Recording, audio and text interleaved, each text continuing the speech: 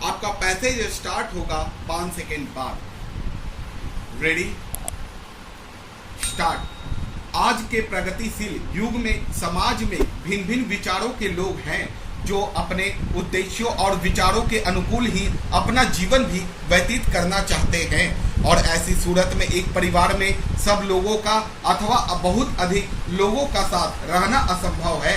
आज लड़कियां घरों में रहती ही कहाँ हैं।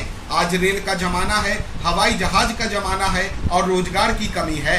इन कठिन समस्याओं के ही कारण हम देखते हैं कि लड़के लड़कियां धन कमाने जहां कहीं उनको रोजगार या नौकरी मिलती है चले जाते हैं, और साथ में अपनी स्त्री अथवा पति को लेकर दूर दूर चले जाते हैं। मैं तो समझती हूं कि जो पुराने परिवार और कुटुंब थे वे हमेशा से ही एक लड़ाई और झगड़े की जड़ थे। यह सही बात है कि जहां 5 बर्तन होते हैं वहां खटकते अवश्य हैं, और आज के युग में न तो माता पिता ही यह चाहते हैं कि वे सब कुटुंब में रहें, और ना बहू बेटा ही चाहते हैं कि वे सब के साथ कुटुंब में रहे। इस तरह की भावना आज हर एक पढ़े लिखे शहर के लड़के लड़कियों की हो रही है। अगर परिवार रह भी जाए तो आज जायदादें किसके पास रह जाएंगी जिनके की बट जाने का भय हो रहा है। आज देश में पूंजीवाद सीमित हो रहा है, फिर अब किसी एक व्यक्ति के पास इतना धन व जायदाद नहीं रहेगी जिसके संबंध में ये सारी समस्याएं रोज उपस्थित होंगी और खड़ी होंगी। अगर कोई बहुत धन कमाएगा भी तो दूसरे उपायों से उससे उसको ले लिया जाएगा।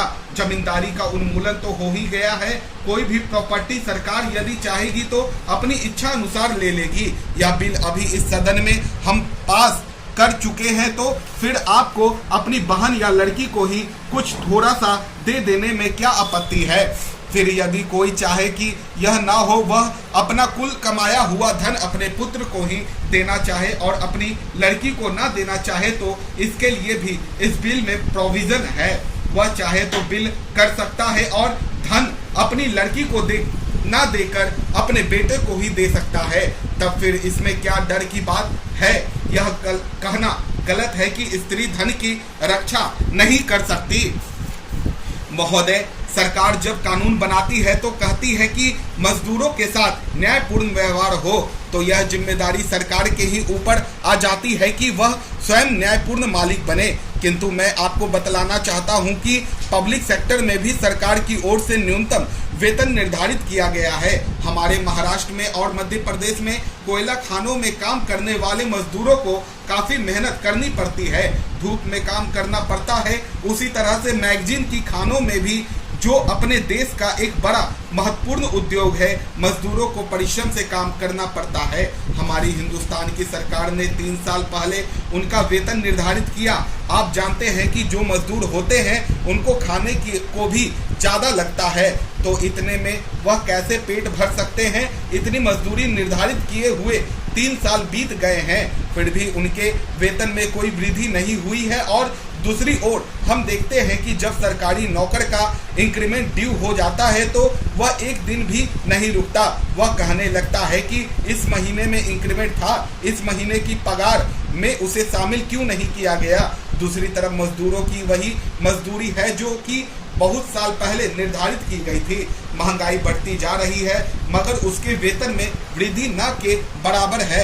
मैं यह कहने जा रहा था कि एक तरफ वे मजदूर हैं जिनको की अच्छा वेतन मिलता है, जिनको की छुट्टियां भी मिलती हैं, जिनको मेडिकल की सुविधा है, जिनको की सारी सुविधाएं मिलती हैं, और दूसरी ओर वे मजदूर हैं जिनको की काम करने के बाद भी निर्धारित वेतन कभी पूरा नहीं मिलता है। श्रीमान, मैं आपके सामने बीड़ी उद्योग के मजदूरों का जिक्र कर रहा था। उसे कोई बोनस नहीं मिलता है, उसे कोई छुट्टी नहीं मिलती, उसे अन्य कोई सुविधा भी नहीं मिलती है। इसलिए मैं यह कहना चाहूँगा कि आज जो हमारे लेबर के संबंध में कानून बने हुए हैं वे ठीक नहीं हैं। अगर आप सुप्रीम कोर्ट के जजमेंट को खोल कर देखेंगे तो आप इस बात को देख सकेंगे कि लेबर केसेस का निपटारा करने के लिए वहाँ अलग से बेंच बनानी पड़ी। कोई भी कानून आता है तो कारखानेदारों की मनोवृत्ति यही रहती है कि कैसे उससे बचे। स्टॉप।